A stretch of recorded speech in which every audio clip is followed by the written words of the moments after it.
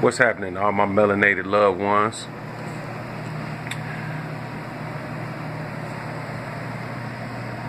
It's been on my mind for a while to do a couple YouTube videos for everybody that doesn't really understand how these Caucasians and the powers that be use magic and put things in plain sight to confuse you. Alright, so the lesson that we're going to learn today is about what's called word etymology. And the title of this video is going to be called Get Your Wordplay Up. And the reason that I want to do this is because we as people, melanated beings, are using these Caucasians languages without really understanding what's being said when we what's really being said, and gleaning the meaning of what these folks are saying and printing when we are in fact speaking their languages, reading their languages, and so on. So we'll drop a couple vocabulary words on you all just to kind of show you my meaning. So the first thing we're going to talk about is word etymology. According to the dictionary, the definition of etymology is the study or origin of the words and the way that they're used and the way that their meanings have changed throughout history. So I'll give you a couple of examples. We'll start kind of simple. First of all, most of the words that we use in the English language are derived, or meaning are have gotten their original meaning or start from either Latin or Greek. Their origins are in Latin or Greek. So with that being said, did some research, and approximately 60% of the common English language is derived from Latin or Greek. Now, when we talk about the sciences and technological words, things like that, those words, about 90% of those words are in fact derived from Latin or Greek. So why is that? That's a peculiar statistic that a lot of people don't realize, that these words are derived from these European languages. Okay, so Latin is supposed to be a dead language, and that's what they tell you in school, in their public schools and their private school sectors. Latin's a dead language. But in fact, if Latin is actually a dead language, why is it that it's so prevalent in medicine? It's so prevalent in law. It's so prevalent in all of these different factions, where us, the quote-unquote laymen, have no idea of what they're talking about. Okay, so when we're talking about word etymology, I'll give you a couple of examples. We'll start with what's called root words. All right, so root words, the roots of words are the core of a word, where it gives a particular word a classification based on, a set of letters. So let's look at the word mortgage. Okay, so the root of the word mortgage is M-O-R-T, right? So let's talk about some other words that have the sequence of letter M-O-R-T. Mortician, mortuary science. A couple of examples, all right? So when you start talking about the etymology of the root word mort, M-O-R-T, that means death. All right? Death. All right, so you think about what a mortician does. A mortician is the guy that deals with dead bodies and makes the dead bodies presentable for a funeral service, right? Okay, what about a morgue? A morgue is a place where dead bodies go once their bodies are dead. Well, this is kind of redundant, but yeah. Mortuary science is the study of dead bodies, right? Okay, so what is a mortgage?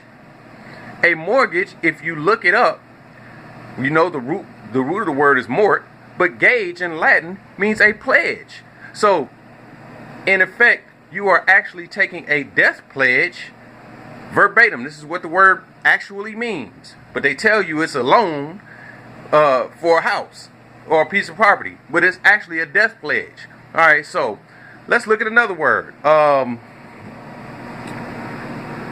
Let's look at the root word lib, lib.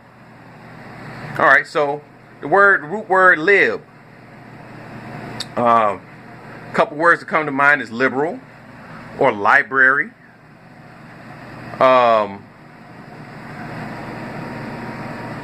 When we're talking about the root word lib, it means free or knowledge, free knowledge. All right, so when you start using terms like liberal, it means that you are dealing with someone who is a quote-unquote free thinker in political circles. Another word with the root, library, lib. All right, so that's knowledge, free knowledge. A library is a place where knowledge is imparted.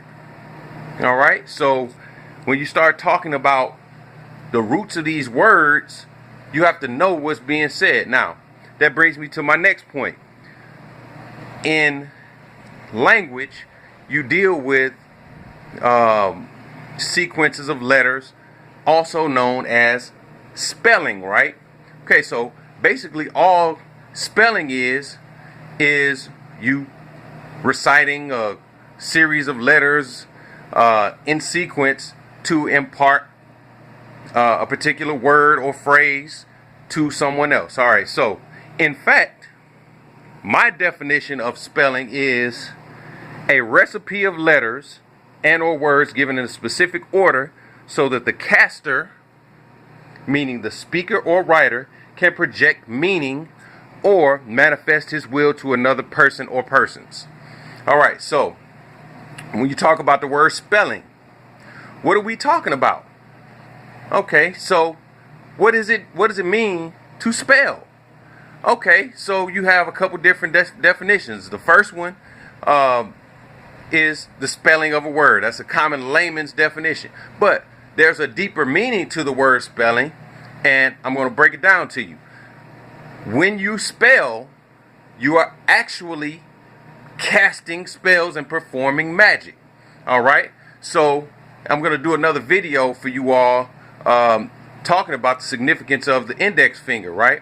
The index finger is actually a magic wand used in the occult circles to manifest.